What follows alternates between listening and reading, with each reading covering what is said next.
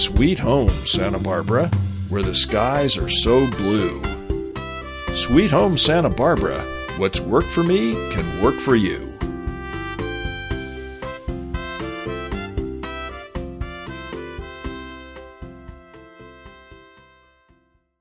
Welcome back, friends, to Sweet Home Santa Barbara. I'm Jonathan Robinson, your co-host, and with my friend, realtor, and co-host, Scott Williams. How you doing, Scott? Oh, things are good, Jonathan. Yeah, I agree. And we have a special guest today, Sharon Sheffrin. Hopefully I said that correct. She's a regional marketing manager for Ventura and Santa Barbara for Berkshire Hathaway HomeServices. She has a lot of knowledge about marketing houses, and we have a lot of questions to ask her. So why don't we jump right in?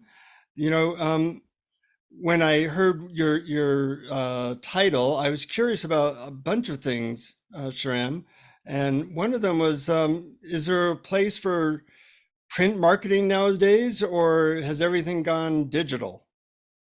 That's a great question. And firstly, thank you so much, Scott and Jonathan, for having me here. It's an honor and a pleasure. I hope I can answer these questions and give some insight to people.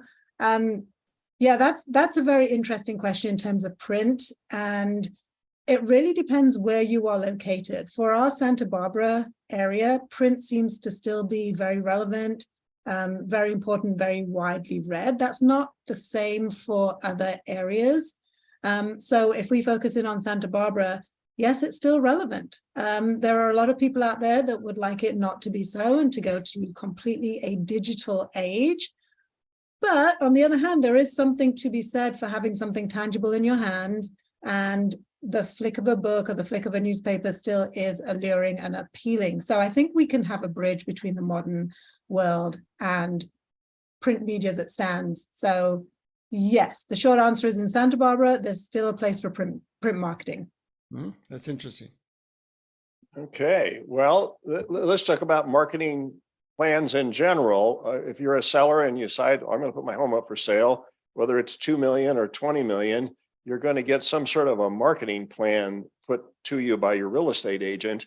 How much is it just the real estate agent that's making that decisions, or you as a homeowner? How much input do you have? How does that go? I think if this goes really well, it's, in my mind, it should be a collaboration. It's a teamwork. You and your realtor working in conjunction to maximize the exposure for your home to get you the right buyer to pay the right price, right? That's basically what everyone's goal is. So I think when you're talking to your real estate agent, you should be asking these questions, like, how are you going to market my home?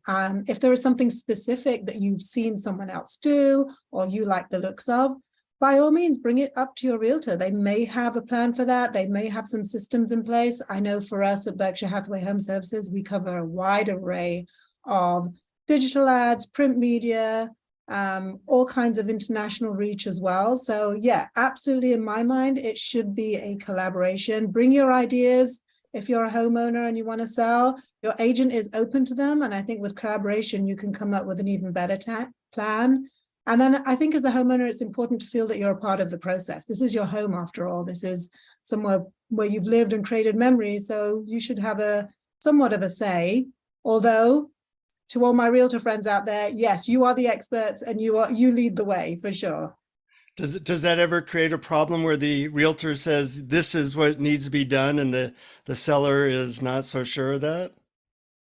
Sometimes, yes. But I think homeowners have chosen their realtor for a reason.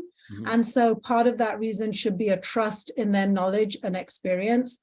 And I think one thing that our industry doesn't do a great job of saying really is the amount of education and training that realtors have to go through. It is extensive, not just for contracts, negotiation skills, but marketing is a huge part of that also.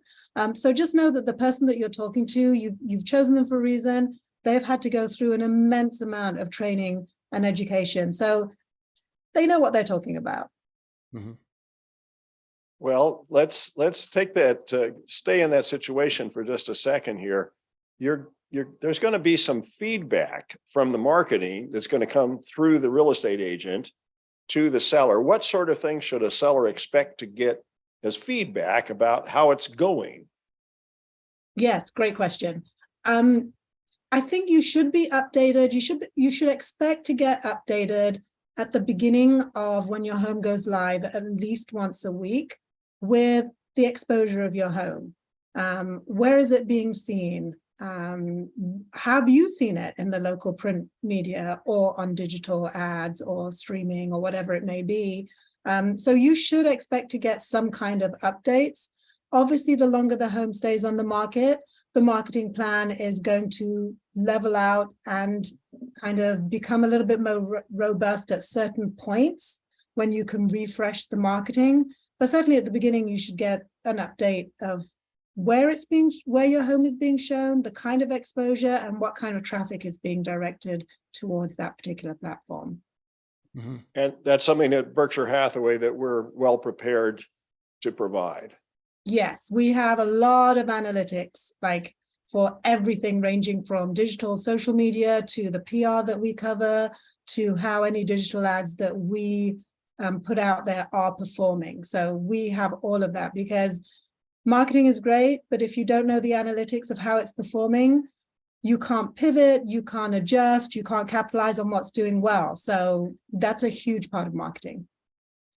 You know, I just came out with a book, Sharon, and I hired a PR person, and they said we should start your PR launch like 6 to 10 months before your book comes out, which I thought was like ridiculous, but interesting.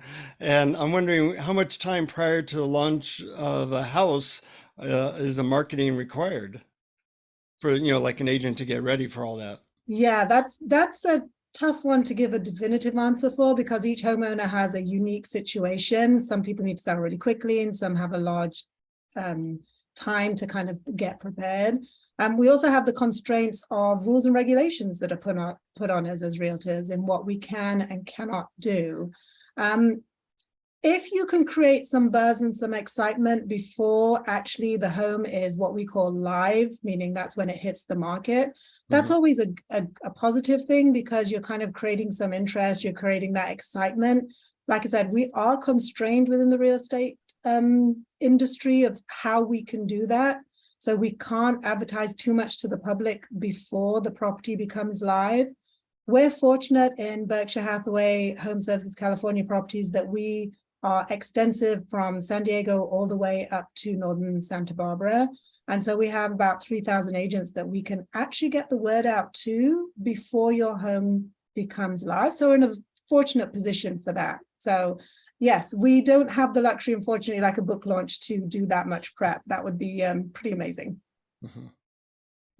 Well, let's like at least suggest to people who might not have sold a home in the last 10 or 15 years, what are some of the essentials of a digital marketing plan, at least some of the basics, you know, and how it might be different between a $2 million house or a $10 million house or a 20 million plus. Give us sort of a quick rundown on what a homeowner might expect. Yeah, so digital is becoming a much larger part of our marketing plans, and is becoming a lot more kind of dominant in some areas. It's a lot more far-reaching than print, and we can target specific areas.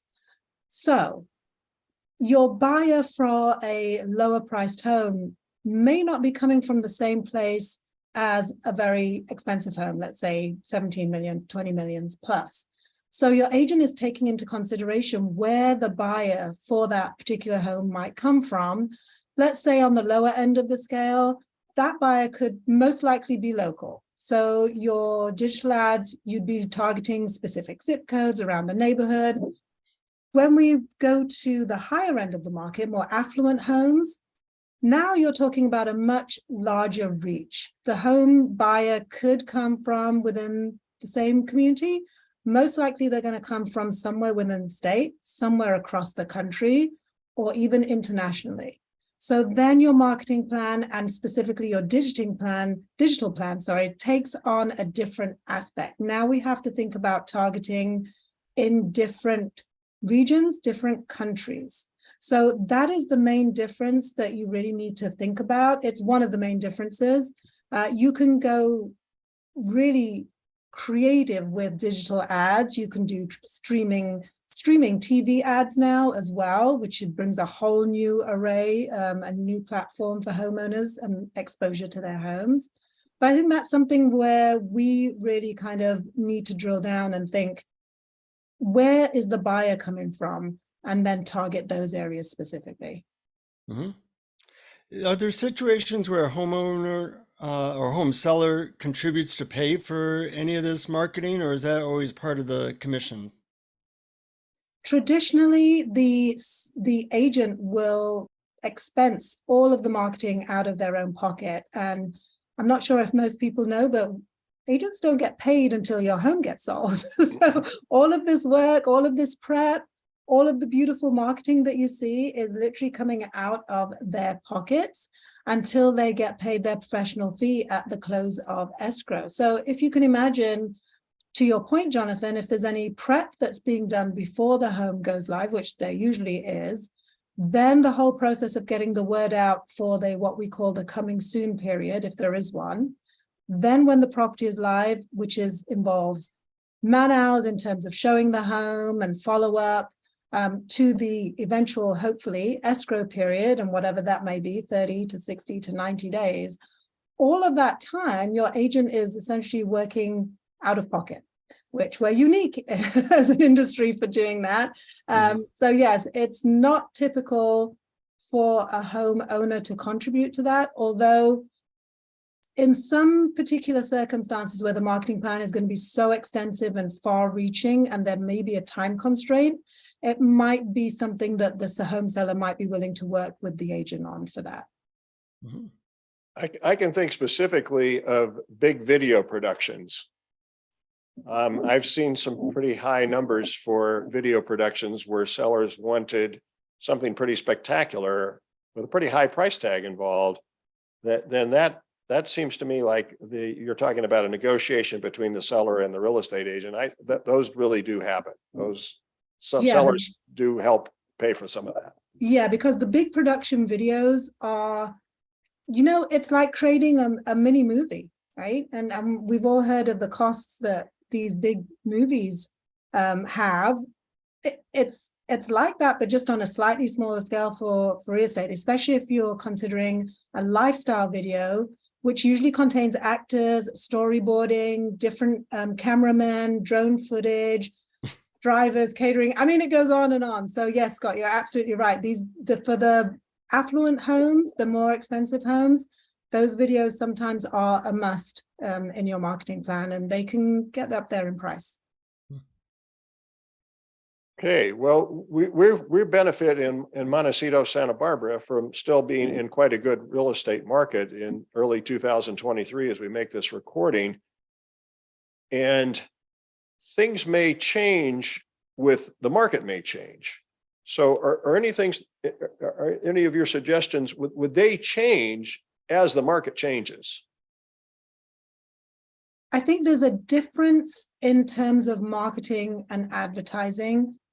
We just came through a period where homes were selling so incredibly quickly, there wasn't actually time to put some of this marketing into place, right? And we were just kind of doing advertising, and before you could even get that up off the ground, the home already had 15 offers on it and was already off the market. My advice to agents is actually never skimp on your marketing, no matter what the market conditions are. It will always stand you in good stead. I think the most successful people in this industry understand that, and they don't let off on their marketing. On the flip side, advertising a home, that can change with the market conditions, because you need to be either quicker or you need to make sure that your plan is sustainable for a longer time if a market slows down as well. But in terms of the market changing, as for your own personal business, make sure your marketing is consistent. That is what will keep you going through these market shifts, and make sure you have some degree of consistency. And for homeowners out there, yes, we do have to adjust our marketing advertising plan depending on how quickly homes are selling, and your agent will go through average time on market view, and make sure that their marketing plan fits accordingly. I'm wondering, when I sold the home last 10 years ago or whatever, video wasn't necessary. Is that something that's necessary now, or what price point do you need to have a video for this house? Practically every price point at these days, Jonathan. I know things have changed radically in the last 10 years. Video has become so all important. If you are a social media user, you'll know that Instagram even has changed from being a platform for still photography to now reels and video are what they value above anything else. It's no different in our industry. And I think if you can bring the essence of the home, no matter what it is, to life for a potential buyer, it gives you a better aspect, gives you a better chance of really selling that home to the correct buyer. So I think it's something that we can embrace, and actually a piece of technology that is really helpful these days in terms of showcasing the house in ways that just weren't available to us before. Mm-hmm. And they run the gamut according to the home price. So you could do a pretty basic home video, and you could do a 3D tour. To the high homes, which we've already discussed with Scott, you can do a full-on mini movie production too. So there's quite an array that's available to us, and the right product should be chosen according to location, price, and availability of what's out there. And as we just discussed, market conditions. You may not have time to make a full-on movie in some cases, but for the most affluent homes, you'll see there's some quite incredible examples out there, and I think that is worthwhile doing to reach that international buyer. Mm-hmm.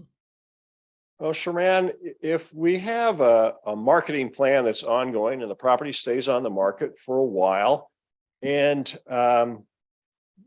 we face a situation where a seller of a property goes, you're telling me you're marketing it, and there's a discussion going on about that, but there's a couple of sort of a choice that comes up for the seller is, do they need to do a price reduction?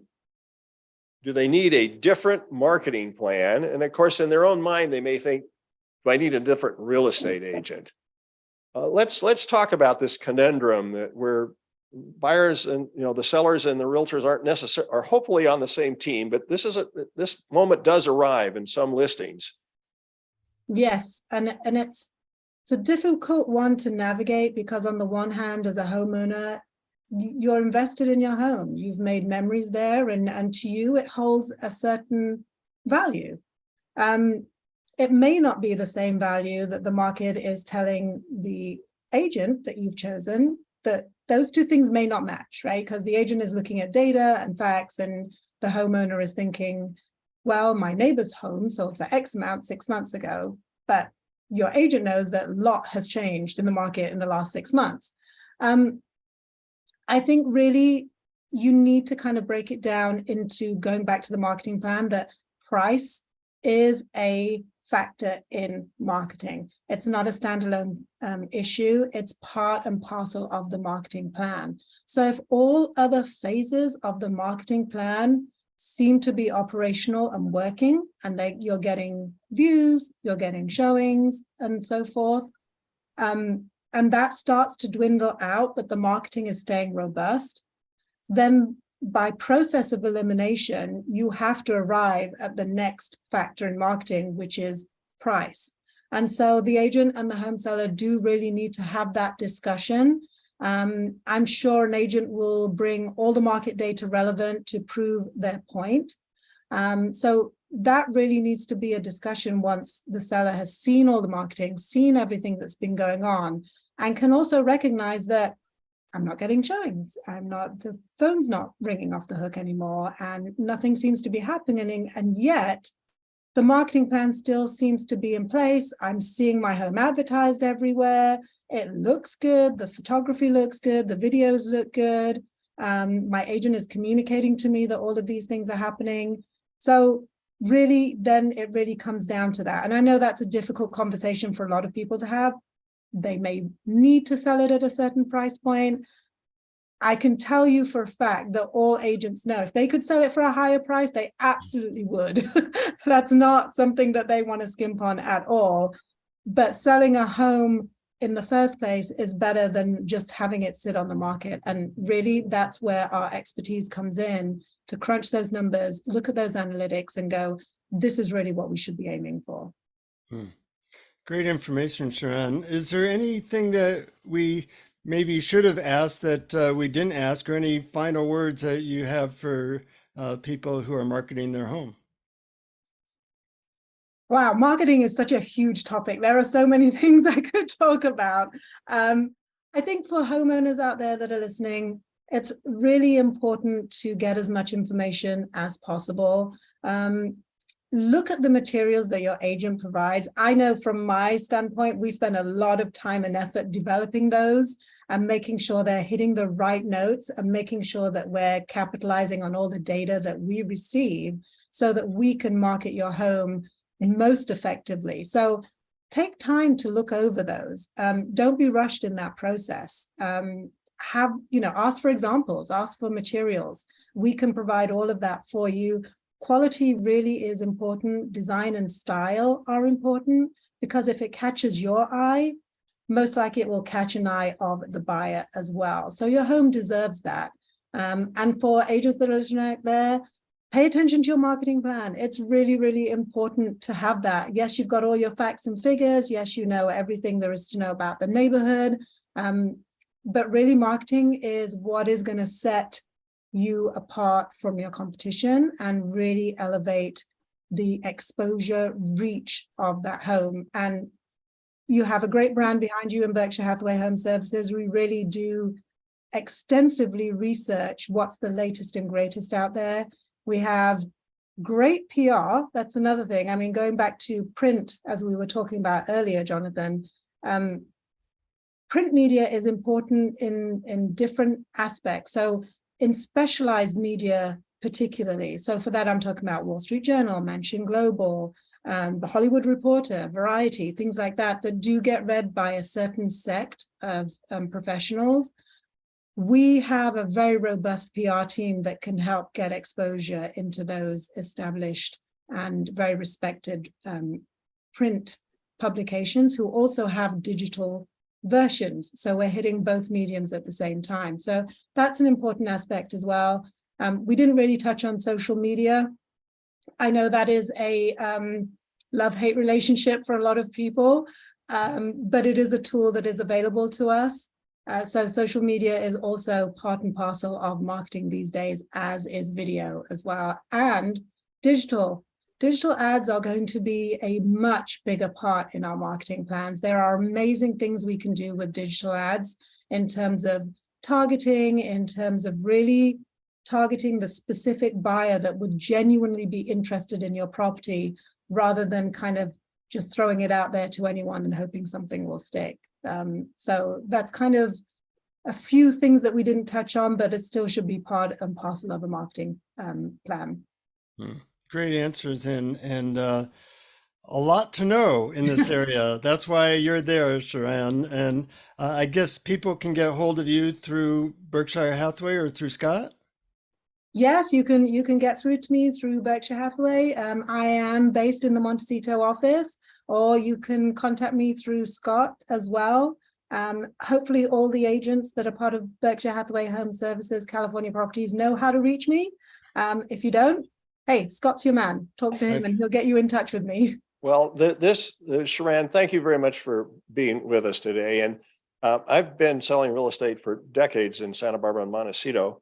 And to have you in your role, who helps agents to run the marketing machine that you have available for us, this is new. And not every real estate agency in this town has somebody like you to help make this work. And that's a real blessing for Berkshire Hathaway.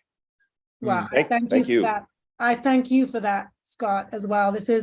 For me, this is a very rewarding job in which I get to help people like you and other agents, and then help the community, because, if you can get what you need from your home and move on to the next phase of your life and be happy and healthy, It's essentially what we want as well. So thank you, Scott. I appreciate that. And Scott, how do people get a hold of you? I'm Scott at scottwilliams.com. And I'm Jonathan of Jonathan Robinson. Anyways, it's a pleasure to have another session of Sweet Home Santa Barbara with such useful information. We'll catch you next time, folks. Thanks for listening. Thank you for listening. Please subscribe to our podcast on your favorite app. If you know someone preparing to sell their home, please tell them about the podcast. Visit scottwilliams.com to contact me and download the 2 free e-booklets, Is My House Saleable Now? And How Not to Buy a Money Pit. Thank you for listening.